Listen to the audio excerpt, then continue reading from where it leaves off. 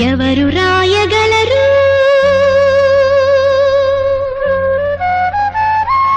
అమ్మాను మాట కన్న కమ్మని కావ్యం ఎవరు పాడగలరు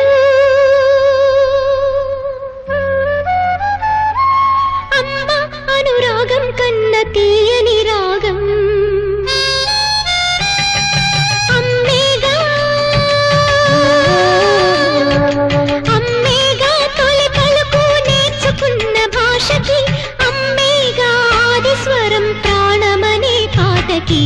ఎవరు